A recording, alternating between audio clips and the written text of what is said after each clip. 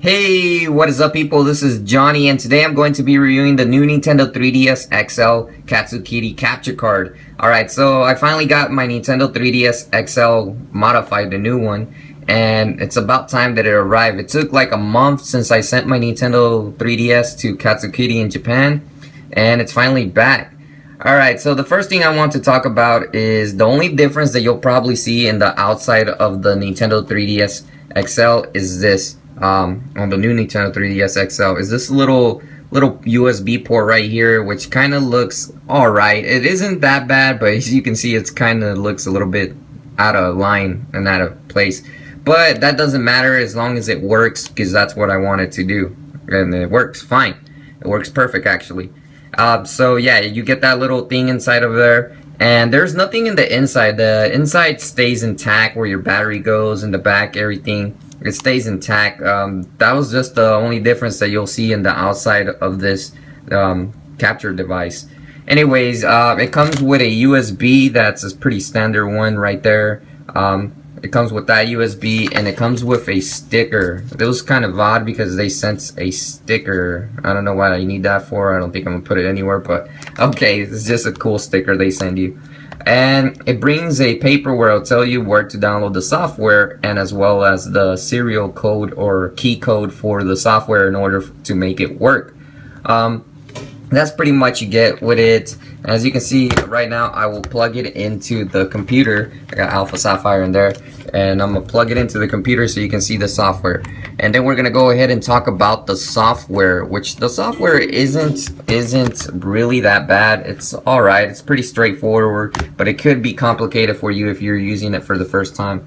Anyways, we're gonna switch over to the computer so we can talk about the software.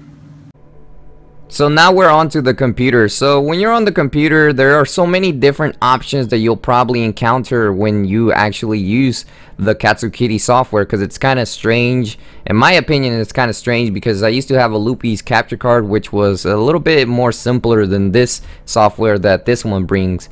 Alright, so as you can see, you have the file area that says check the device's ID or change the product key.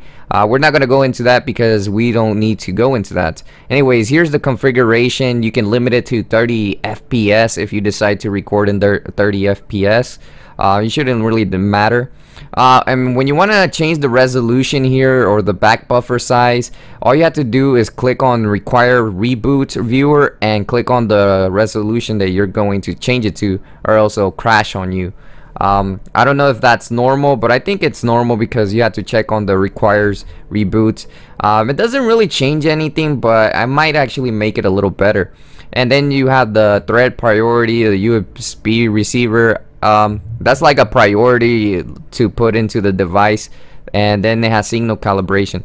Alright, so you probably will get this when you first actually open up the program. You'll get the signal calibration. You don't really need to mess anything with it. I didn't really mess with it because it's set to the settings that it should be set to, which is the calibration settings, which you really don't need to mess with that. And then there's the color calibration. You can, if you want to change stuff, you can, but I'm not going to go into detail because all I need is the normal settings that it has. And then it has a special settings, and I don't know what that does. I just left it as it is.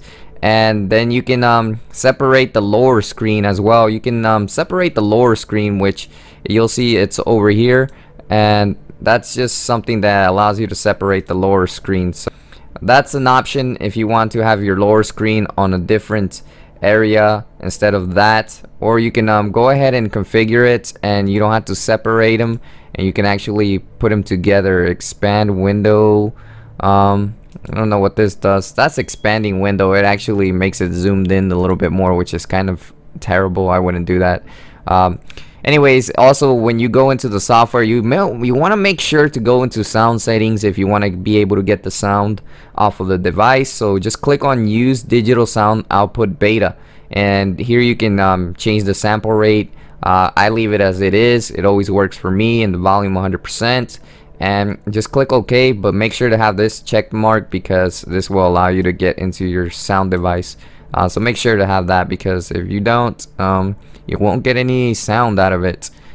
because the software, when you first open it up, is not really even configured for that. Alright, so you got the full color. This changes the color, kind of like it says configuring settings.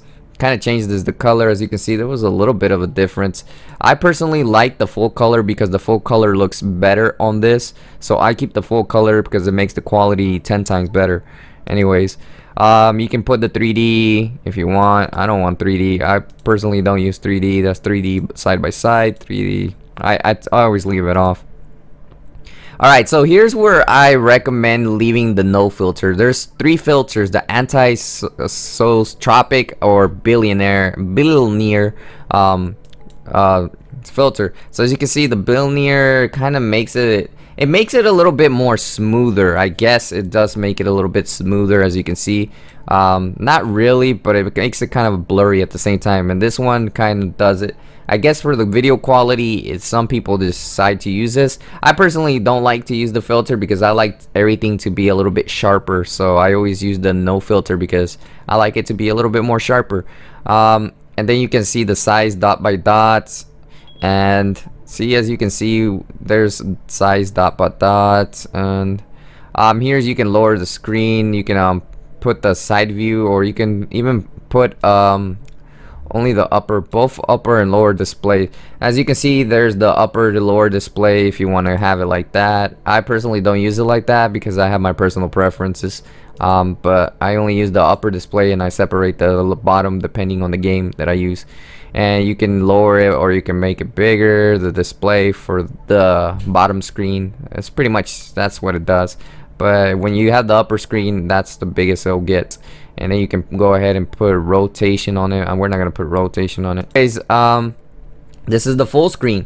Anyways, I want to show you some gameplay for Pokemon Alpha Sapphire because we're gonna go ahead and test out the Alpha Sapphire gameplay footage because we want to see the quality of how Alpha Sapphire actually looks. As you can see, it doesn't look as bad as you may think. It actually looks pretty good. I like the quality. It looks pretty good. We're gonna go ahead and do the gameplay footage because that's what everybody wants to see mainly. Anyways, as you can see, the gameplay footage will be recorded onto here, and you can see it doesn't look exactly the best, but it's not bad for where you're going to record. It's pretty good. I think it's pretty good. I don't feel like it's lagging. I don't even think it's lagging. It's not lagging at all.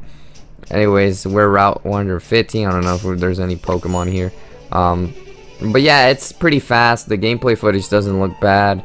You can always change the if you don't like it too pointy, you can always change the quality. That's up to your personal preference. And the sound audio may not be the best because it's kind of going through the device, but whatever. It does the job and it's working fine for me. Anyways, what do I think about the capture card overall? I think the capture card is a pretty good device. It feels fine for me. It's working fine for me right now.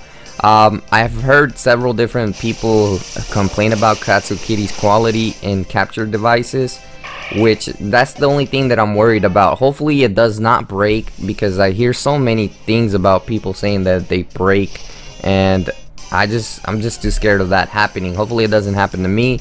But other than that, this is probably the only option you have if you want to get a capture card at the moment, or you can go ahead and buy like a pre-owned capture card from Loopy, which are pretty rare to find because they sell out really fast. Anyways, Loopy doesn't make the capture cards anymore. He said he was going to make a capture card for the new Nintendo 3DS XL or the 3DS XL, but I think he kind of he put the project on hold because it is pretty stressful when a lot of people are probably gonna send orders. And imagine Kasukity, there's a lot of people waiting for their capture cards, and they are on the waiting list, and it'll take a long time for them to receive it. But anyways, if you really want a capture card, the only way to go right now is Kasukity. And so far, I think the quality they did in their job seems pretty good. I don't know if in the future it'll break or anything, but other than that, I'm not complaining about anything because the software works fine for me. I like the software. It's pretty easy to understand. Some people find it complicating because, I don't know, they just find it complicating. But remember, you have to install the drivers as well in order to get this working. I recommend installing the drivers first and then go ahead and go into the program and everything, because That's won't allow any other problems. Anyways, I just wanted to show off the Kasukity capture card, and thanks for watching this video, and if you have any questions, let me know in the comment section.